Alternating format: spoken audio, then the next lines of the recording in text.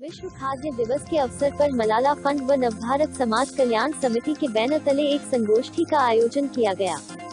Civil line स्थित hotel new castle में हुई बैठक में एक्शन 8 के ब्रजभान ने कहा कि देश में खाद्य सुरक्षा कानून तो लागू हो गया है, मगर जमीन पर कुछ नजर नहीं आता। समिति के अध्यक्ष HR सनी ने कहा कि खाद्य संबंधी मुद्दे तो अनेक हैं, जहां एक और उत्पादन का विषय है, वही उसकी सुरक्षा और भंडारण की समस्या है। उत्पादन का 30% सड़ गल जाता है। खाद्य सुरक्षा के अंतर्गत राशन वितरण के सिस्टम को लेकर सवाल उठ रहे हैं। अनेक राशन डीलर गरीबों का हक मार रहे हैं। स्कूल में मिड डे मील को लेकर काफी असंतोष रहा है। रेहाना रहमान ने बताया कि मलाला फंड के परियोजना के अंतर्गत अनेक परिवारों की मदद की गई। मीटिंग में जफर मसूद, सुनीत चैन, प्रीति, आफरीन, अतिकुर रहमान, मुजफ्फर, शोएब, ईश्वर सिंह, विजयपाल, सरिता, नासिर आदि ने विचार व्यक्त किए। ऑनलाइन की तो हमने काफ़ी टाइम तक ऑनलाइन क्लासेस ली हैं, वहाँ पढ़ाया भी है। और बच्चों के साथ जो समस्या आती है, मान लीजिए कि हमारे पास जो बच्चे एनरोल्ड हैं, एक क्लास का अगर एवरेज लगाएं तो 40 से 50 बच्चे जो एनरोल्ड हैं, तो उसमें पाया गया कि हिंदी मीडियम की बात हो रही है, यूपी बोर्ड पे आधारित जो पद्धति है उसमें किस तबके के बच्चे पढ़ते हैं, उसमें बहुत ही निचले स्तर के बच्चे आजकल पढ़ रहे हैं। हमारे टाइम का ज़माना और था कि सब यूपी बोर्ड में हिंदी मीडियम में ही पढ़ा करते थे, तो उसी में वो हायर एजुकेशन गेट करते थे।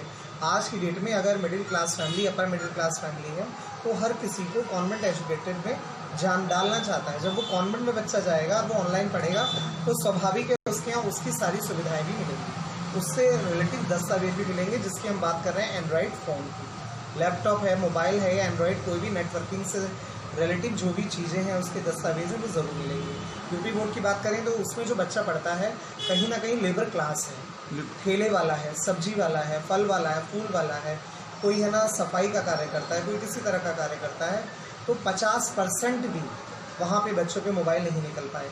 तो उसके लिए कई सोल्यूशन किए गए। जब क्लासों के ग्रुप बनाए गए, ग्रुप बनाना निर्धारित किया गया, 60 बच्चों में से 30 बच्चों के नाम चढ़े जिनके पास कहीं ना कहीं मोबाइल हुआ। बाकी बच्चों से जाके पता करके किसी तरह से कांटेक्ट बना के उनको ये मार्गदर्शन बताया गया कि जो बच्चा आपके आसपास कहीं भी रहता है, तो आप कोशिश करिए कि आपका वर्क उससे कंप्लीट हो जाए कहीं ना कहीं। फिर आपने देखा होगा अभी 2 महीने पहले ही गवर्नमेंट ने गाइडलाइन दी कि दूरदर्शन पे चैनल पे कि हफ्ते में 2 दिन इस चीज़ के ऑनलाइन क्लासेस इस सब्जेक्ट का दिया जाएगा। उसकी रिपोर्टिंग भी हर प्रिंसिपल फ्राइडे के दिन DIS को लिखित रूप में भेजते हैं। उनकी भी एक साइट बनी हुई है, उस साइट पे भी पूरी रिपोर्ट जाती है कि हमारी क्लास के इतने बच्चों को हमने पढ़ा लिया। उसमें क्या दिया गवर्नमेंट ने, उसमें ये दिया कि आपका जो दूरदर्शन पे चैनल प्रिस्क्राइब बदले पैसा अकाउंट में डाल दिया। अब 700 रुपये बच्चे के अकाउंट में आ रहे हैं और अकाउंट में आ रहे हैं उन्हें, बल्कि अकाउंट में नहीं, अकाउंट में जाने के लिए बच्चा अकेले जाएगा नहीं, माँ बाप के साथ जाएंगे। अब आप अकाउंट में रहने के लिए उसे 2 बार 3 बार अगर जाना पड़ गया तो उससे 700 रुपये में 3 दिन उसका गार्जियन का समय जाना है, तो कितना टाइम वो फायदे में है कि नुकसान में। आप जरा ये चीज़ों को गवर्नमेंट थोड़ा सा कटिंग कर रही है, उसे थोड़ा सा सरल, ताकि उसे बगैर समय के, बगैर पैसे खर्च किए कोई स्कॉलरशिप पे आप आ जाइए। गवर्नमेंट की जो बच्चों को स्कॉलरशिप मिल रहा है, आय होना चाहिए, जाति होना चाहिए, निवास होना चाहिए, सारी चीज़ें डॉक्यूमेंट सब बिल्कुल फिट होना चाहिए, तब जाके उनके खाते में पैसा आ रहा है 2500, 2000, 3000। और लेकिन इन सारी प्रक्रिया पूरा करने में उनके 2-2.5 रुपये और प्लस समय, चलिए पेपर तो तैयार होगा, मैं मानता हूँ पेपर तैयार होगा, लेकिन जो दौड़ एक गार्जियन एक कागज़ के लिए 4 बार जा रहा है, वो भी तो वो खर्च तो सही करता है। तो ये जो पॉलिसी जो बन रही है, ये बच्चों को जो फ़ायदे देने वाली कोई भी स्कीम बन रही है, वो बहुत कठिन और बहुत दिक्कत वाली है। इसे थोड़ा सा सरल। तो मैं इस राजा दास रोड का हेड हूँ, तो आपका नंबर नहीं था मेरे पास, वो व्हाट्सएप नंबर दीजिएगा तो मैं उसको ग्रुप में ऐड कर। ठीक है, तो आज जो एक्चुअली हम लोग बैठे हैं कि बड़ी खुशी है कि आप भी शिक्षा पे काम कर रहे हैं, हम भी शिक्षा पे काम कर रहे हैं, मगर अभी हम लोग ये है कि हम लोग नेटवर्किंग के जरिए अपने काम को और मजबूत कर सकते हैं। जैसे आपकी टीम हमारे प्रोग्राम में, हमारी टीम आपके प्रोग्राम में अगर जुड़कर काम करे तो हमारा काम और मजबूत होगा।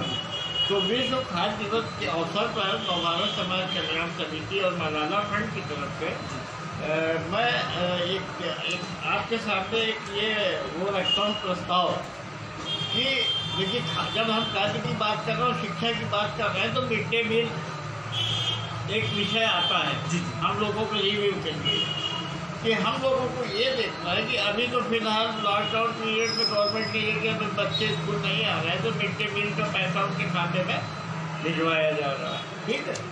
पर इससे पहले कई सालों से जब से ये योजना चल रही है, हमेशा मिड डे मील का कुछ न कुछ इशू उठता रहता है। कभी क्वालिटी को लेके, कभी ये है कि प्रधान ने 500 लड़कों के नाम रजिस्टर कर रखे हैं तो पता चला स्कूल में 85 बच्चे दिख रहे हैं, मगर उनका पूरा का पूरा वो कंजम्पशन दिखा रहे हैं किसानों बच्चों। ये सारे मुद्दे रहते हैं। तो जब हम लोग फील्ड में जाएँ, हमारे स्टाफ के लोग जाएँ या आपके स्टाफ के लोग जाएँ, तो जहाँ एक तरफ आप श्रमिकों की बात कर रहे हैं, एक तरफ आप पहल में जो है बेसिक शिक्षा की बात कर रहे हैं, तो आप वहाँ ये जरूर करें कि RTE के तहत मिड डे मील की गुणवत्ता आने वाले समय के लिए, अभी तो ये भी देखना है कि कितने बच्चों को वो खाते में पैसा ट्रांसफ़र हो रहा है। एक तो उसका हम लोगों को सर्वे करना चाहिए कि मान लीजिए एक परसेंटेज निकालना चाहिए कि क्या 100% बच्चे लाभान्वित हैं या 80% हुए या 70% हुए, और अगर जो छूट गए वो क्यों छूट गए, अगर कहीं नहीं पहुंच पाए। अगर 100 और दलित और मुस्लिमों में भी बैकवर्ड उन लोगों के बीच जीविका का इशू है, रोजी रोटी का इशू है, खाने का इशू है, एजुकेशन का इशू है, जिस पर 30 सालों से हम काम कर रहे हैं।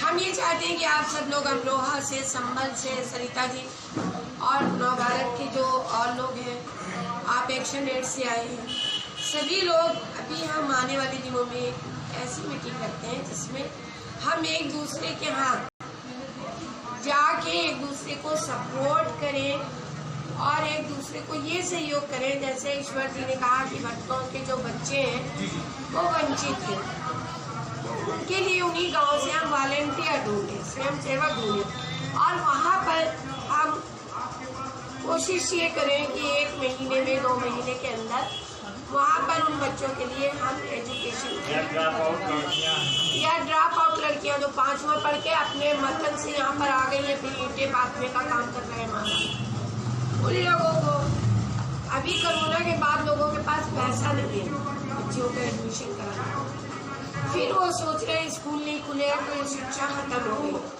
तो वो अवेयरनेस को आप सबको हमको मिलकर लाना है, बनाए रखना है। इस सब में आप सबका मुझे बहुत बहुत सहयोग चाहिए है। इसी के साथ सभी लोगों को बहुत बहुत धन्यवाद।